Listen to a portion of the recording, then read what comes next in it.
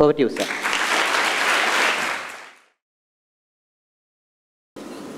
Contestant number 9, Lahiruni Ekanayake. Faith Lahiruni Ekanayake.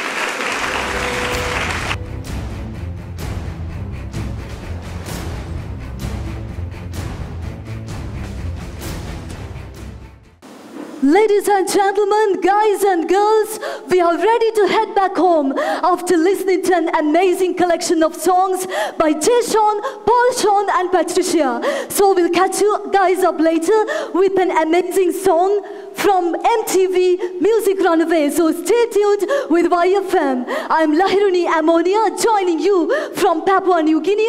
So bye-bye, stay safe, love you all, hugs and kisses, Contest chair.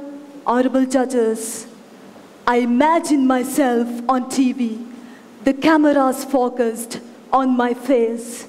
I bring out the truth, I comment, I revel in the freedom of expression. That feeling you get when your hands reach out for the mic, when the mic cradles itself in the warmth of your touch, like a baby stuck in his mother's bosom. That is the moment when between you and the mic, there forms a bond that is mutual and unbreakable. This is exactly how you feel when you have a passion for announcing. Countless times you dream the same dream, walk in the same world of imagination. Realization mocks in the face, as usual, that it's just a dream and always will be. One day, chance dawned, and I strived for it with my life. Day and night, I dreamt about it. I planned my costumes. Yeah, I was hopeful. But the next day, I got the mail which informed me that I don't have enough experience to join a channel. Rejected even before an interview. Once again, I realized that it's just a dream and always will be. I recall another incident that I had to go through once, and this time it was the passion for impromptu speech. Of course, I've never done such a speech in my life, but I've read in a book that any speech has an introduction, a content, and then a conclusion. Plus, there was one more thing, that the judges will be looking for your creativity. So, ladies and gentlemen, in front of a distinguished audience, I decided to be a cock. So I was strutting around the stage saying cock, cock, cock, cock. And I thought I was being creative. After that, I was like, this is my introduction, wild animals are blah, blah, blah. And this is my first point, they are on extinction. And this is my second point. Okay, cool, I'm done with my conclusion. We should protect wild animals. So I simply can't imagine how I could have been so idiotic at the time. And the fact that I was just a kid of 14 years at the time does not vouch for my stupidity. And there I learned my lesson that sometimes creativity has to come with dignity. Once again, my passion turned out to be a complete failure. So thinking back about my life, it's quite clear that half my life is filled with unfulfilled dreams and challenges. But what makes me hold on to them, no matter what, is all because of an amazing personality that I met once. And meeting him was the best thing that happened in my life.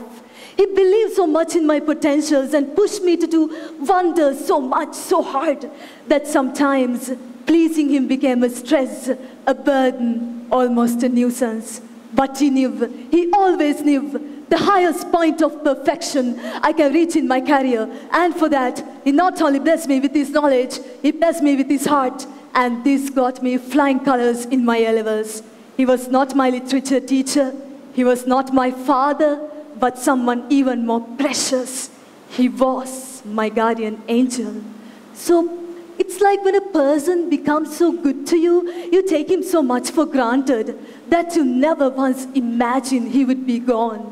You only think about it once that person is no more, and then it's too late.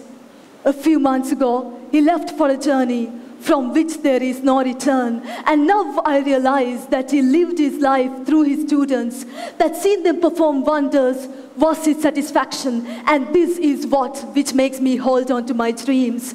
I still chase after them like a maniac, because the biggest tribute I can ever pay him is to live up to his expectations. Of course, I may fail, but I will always rise up because he gives me strength, he gives me hope to step higher and higher as he always used to give. And sometimes I wish I can write his name, Malcolm Rivera, on a sandy beach, on a galaxy littered with millions of stars, so that he can see from wherever the heavenly place he is, how much he means to me. So in each and every one of your lives, there is always a special person, whether alive or dead, who has changed your life forever. And it is the same person who has taught you the most complex subject in this world, one that can never be taught, never be learned. That is life. Of course, a person needs courage to stand on his own feet. But even to get that courage, we need that special someone in our life who will always pull us back to our feet every time we fall. You are drowning, but to grab the block which gets you out of water, you need someone who will say, yes, I believe you can do it. And that faith will keep you going, even if the sky falls down. In fact, I don't believe that he's gone. I see him in the pastel shades of the evening sky. I feel him in the wind that soothes the soul. Most of all, I see him in my heart, where he bursts with the brilliance of a million twinkling stars. Thank you.